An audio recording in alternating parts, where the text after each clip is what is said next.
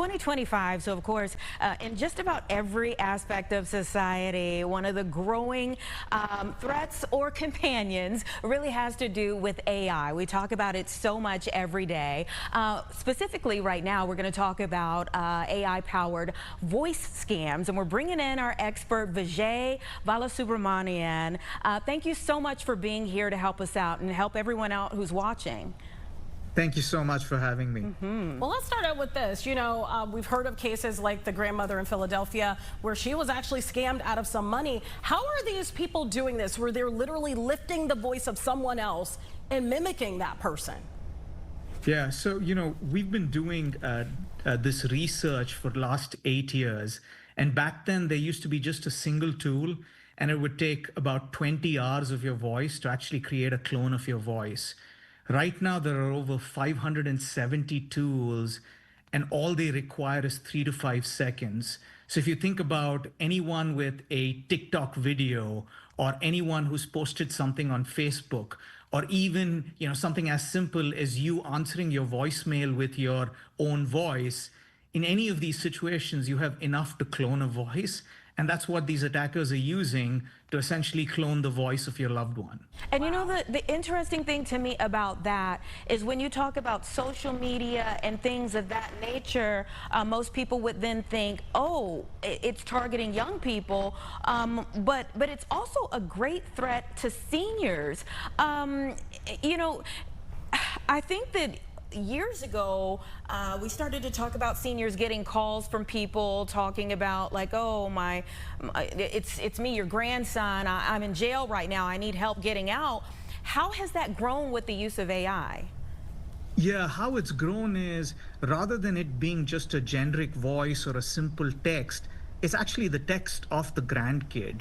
And what these attackers are doing are they're getting so good with these AI systems that they're going county by county. So they're picking a county, making calls to all the senior citizens in that particular county over the weekend. So, you know, it's a little hard for those people to really get to law enforcement quickly enough. And so what they're doing is they're making these calls over that weekend period, and on Monday morning, the senior citizens are showing up at the local law enforcement saying, I lost $10,000, I lost $100,000, I lost $200,000.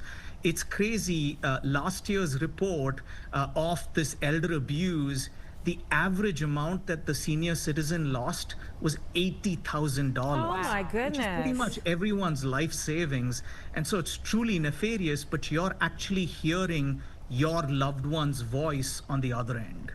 So let me ask you this, because they can do this, it sounds like a person's real voice. What are some things we can do to protect ourselves? What are some things that maybe grandma can do, grandpa can do to protect themselves from this?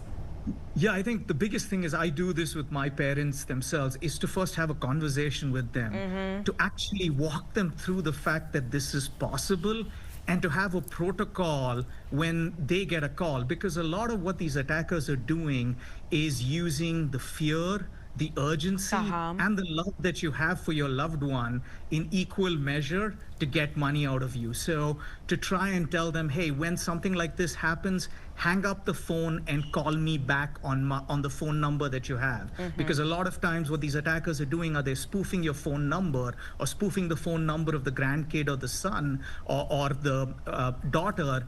And so calling them back often gets away from it. But, you know, a lot of these attackers try to keep you on the phone for that reason. So just hanging up the phone and calling back is one thing.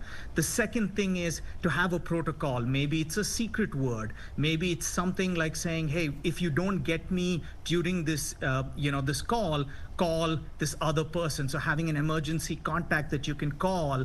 And essentially, as soon as you hang up the phone, your better sense prevails. And most senior citizens, when their better sense prevails, they can then say, okay, I was just about to wire $80,000, either in cryptocurrency or in some other way. I should stop to not do that. and that oftentimes avoids you from falling victim to that scam. Let me interject real quick because I have a follow-up question to that, because are these scammers, are they calling the landline? Are they calling the cell phone? And the reason why I ask that is because oftentimes when you get a call on your cell phone, at least these days, depending on your carrier, it kind of tells you in advance, hey, this could potentially be a spam or scam risk is often what it says. Are they calling on the landline? Are they calling on the cell phone? And is there any technology that can alert you ahead of time that this could potentially be a scammer? Yeah, so they are calling both on landlines and cell phones, and sometimes they're going through the difficult work of actually spoofing your loved one's phone number, right? Like when they get the phone number, they can spoof it. So what happens in a lot of these phones is if they get a phone call from your loved one, it'll actually pull up the details from your contact. So it'll actually look like your loved one is calling. So you actually need good AI to beat bad AI. And this is where, we are very invested. There are a lot of startups like us that are actively working with carriers, with social media companies, with enterprises to provide that good AI to help warn, the average consumer and senior citizens in particular, that when such a call comes, just don't rely on the phone number. Actually have some mechanism to determine that this is a deep fake call and this is an AI generated call. Yeah, and we should have mentioned, you are the CEO and co-founder of Pindrop Security. So you all are leaders in detecting this. Let's talk about specifically some of the things that you all have created at your company. Yeah. So what we do is we are looking for these AI tools. Like I said, in the voice world itself, there are about 570 of them, and each of them is inhuman in a very specific way. So, for example, if you come to Pindrop, every conference room is named after a bad guy that we've caught.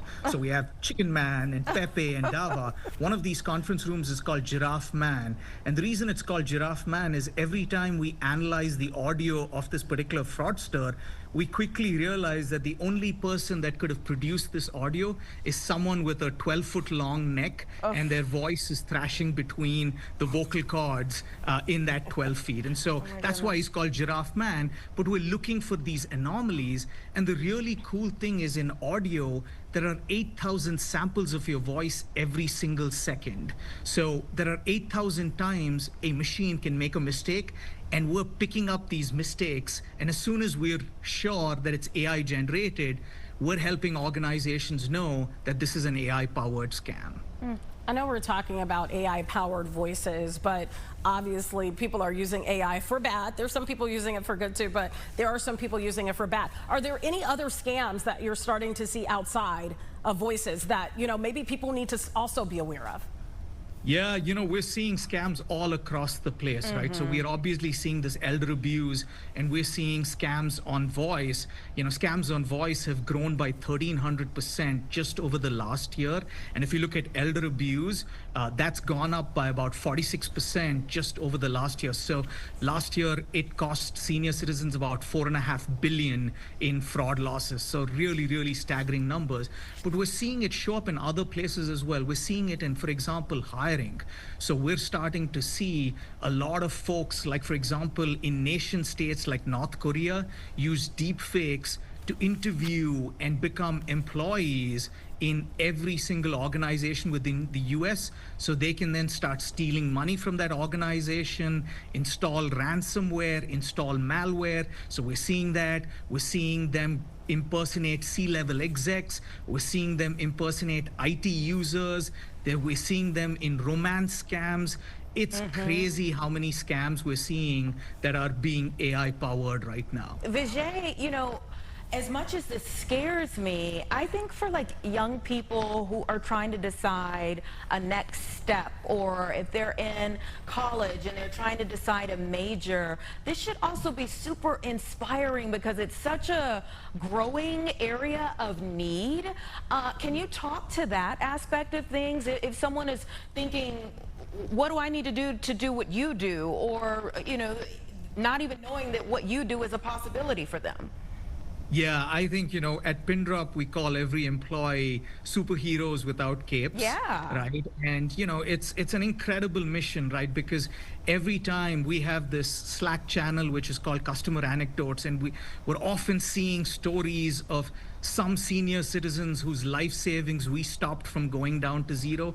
So it's a really, really meaningful mission. And I think, generative AI, every big transformation, be it computers or then the internet or then cloud and now AI, which is, probably the biggest transformation that we are experiencing in our lifetime, every time it comes about, security goes out the windows. I don't know if you remember when the internet first came out, you'd have all of these companies asking you to swipe your credit card, and no one wanted to swipe their credit card because it was a cesspool, right? Like you would lose your identity, all kinds of bad things would happen to you if you use your credit card online. Now that's gone away, and that's because there was a whole bunch of people who got into the jobs of protecting you on the internet, created wonderful fields like cryptography and things like that. So I think if you are looking for a mission and a purpose, companies like Pindrop and other companies that, in Gen AI, what are the security things that have gone out of the window? And I think it's a big one, right? Like Gen AI has blurred the line between what it is to be human and machine. And you need a whole bunch of smart people to unblur that line. And I think it's important for people to take that as a calling and join companies like us and others who are going after this fight. That really is incredible. Let me just ask you, like, what is the major for something like this? Like, what should somebody major in? Yeah, it used to be computer science, but you don't need to code, because Gen AI, the beautiful thing about Gen AI is it allows people who don't have any formal training in coding to learn coding very quickly with a lot of these tools. And then, just have good ideas, right? Like if you have good ideas and you can think of an interesting way to solve this problem, what you need is the domain knowledge. That is, if you've spent time with senior citizens, or if you've spent time with a particular victim group, you understand their way of thinking. So you actually are in a better shape to design the right solution. So for example, what does it take to help a senior citizen from avoiding victim to the scam? We are developing the technology to do it, but you might actually have the insights on what kind of software will be best suited for them. And so, I think the bar has really become low, that everyone can actually become a software engineer or a coder. And so I think if you take up a major in computer science or any other major, but you have an idea, start learning skills in AI. So learn about ChatGPT and how you can code with it, or how you can develop images with it, and start using a lot of these AI tools in your day-to-day life. And that's good enough, because AI has leveled the playing field. All of us are learning for the very first time. I myself have a tutor, and I'm learning AI, even though I know how to code.